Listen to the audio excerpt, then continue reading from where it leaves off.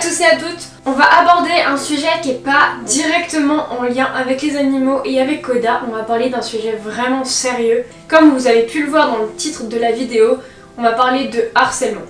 Et plus particulièrement de harcèlement scolaire. Parce que pour moi, en fait, il y en a trop tous les jours, tout le temps. Trop peu de punitions. Pourquoi est-ce que je vous fais cette vidéo et je vous parle de ce sujet? Parce qu'en fait, j'ai posté une story Instagram où je parlais du fait que j'avais été harcelée à l'école. Et vous avez été très nombreux à me répondre que vous aussi ça vous est arrivé ou que ça vous arrive en fait et vous me demandiez des conseils. En fait, je peux pas tellement vous donner des conseils, je peux juste faire part de ce que moi j'ai trouvé des solutions pour moi. Mais dans cette vidéo, ça ne va pas être une vidéo story time. Je ne vais pas vous raconter ce que moi j'ai vécu, mais je vais plutôt vous faire part de mon expérience en fait, des solutions que j'ai pu trouver. Moi je trouve que la définition du harcèlement est assez subjective, sauf que Google me dit le harcèlement est un enchaînement d'agissements hostiles répétés visant à affaiblir psychologiquement la personne qui en est la victime. Donc à mon goût c'est assez vague, assez flou. Pour moi le harcèlement c'est quand tu vas subir des choses, tu ne vas pas oser en parler mais que ça va te faire de plus en plus mal et que les personnes vont continuer, que tu aies dit stop ou pas dans certains cas où on ne veut pas en parler. Après c'est toujours très compliqué en fait de déceler le harcèlement du jeu quand on voit des enfants par exemple dans une cour de récréation. Je pense qu'on peut commencer à déceler certaines choses. Si vous vous faites harceler, on va vous dire il faut en parler, mais c'est pas toujours simple d'en parler. Je peux le comprendre, on m'a dit va en parler, t'inquiète pas. Les adultes sont des gens de confiance, tu peux y aller. Mais il faut oser faire le pas parce qu'on se dit que derrière va y avoir des répercussions, que si les personnes qui vous harcèlent en entendent parler, ils vont en fait se répercuter sur vous.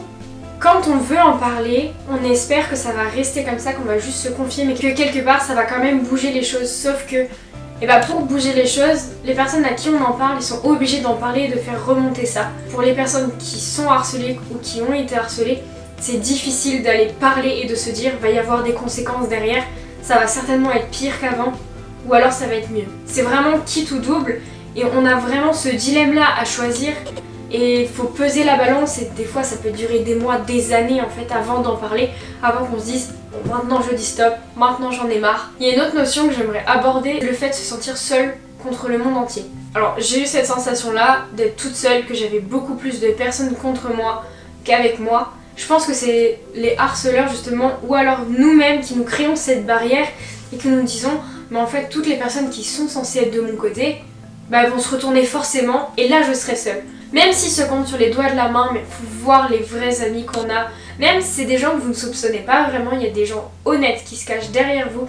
Je vais vous parler de quelque chose qui est assez difficile. Je vais vous parler de la mutilation ou de la scarification. Donc oui, c'est quelque chose de très grave.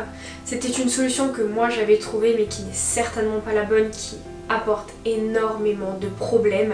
En fait, quand mes proches l'ont découvert, je me suis sentie encore plus mal en fait. On a l'impression de les décevoir, c'est tellement difficile en fait ce genre de choses et de l'assumer. Donc on a plutôt tendance à le cacher.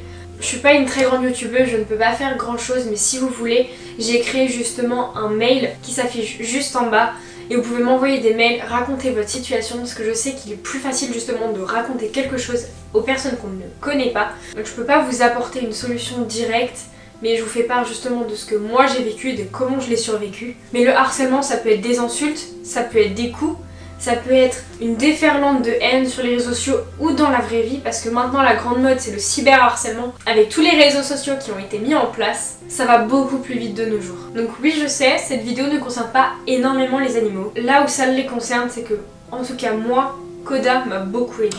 Oui on ne dirait pas qu'il aide, mais si psychologiquement c'est une aide fondamentale. Il m'a sorti de là. Mon chien c'est celui qui m'a forcé à sortir dehors quand ça n'allait pas, qui m'a forcé à sourire quand ça n'allait pas. Pareil, avant j'avais un chat qui m'a aussi beaucoup aidé pendant cette période parce que justement quand je rentrais des cours et que ça n'allait pas, je la prenais dans mes bras. Elle détestait les câlins, elle détestait être portée, mais quand je la prenais dans mes bras et que je me mettais à pleurer, elle disait plus rien, elle se laissait faire. Quand vous ne trouvez pas de réconfort auprès des humains, qu'ils n'arrivent pas à vous trouver des solutions justement en parlant. Moi c'est vers les animaux que je me tourne. Aller au centre équestre avec les chevaux, ça m'aide énormément. C'est pour ça que l'équithérapie existe, pas uniquement pour les personnes malades, mais aussi pour les personnes qui ont des soucis dans la vie quotidienne. Allez vous exiler avec un animal, que ce soit un dindon, un lama ou un chien, les animaux apportent un énorme réconfort à l'homme. Les animaux ça a été ma solution. Donc je suis désolée, cette vidéo elle a pas vraiment été très drôle, c'est un sujet beaucoup plus sérieux que d'habitude qui traitent un peu moins des animaux. Et n'oubliez pas l'adresse mail, je vous la mets juste ici en bas. Et vous pouvez me joindre, vous pouvez envoyer des mails, raconter vos histoires. Donc j'espère que cette vidéo vous aura quand même plu. N'hésitez pas à la partager si vous pensez que ça peut aider quelqu'un. Salut!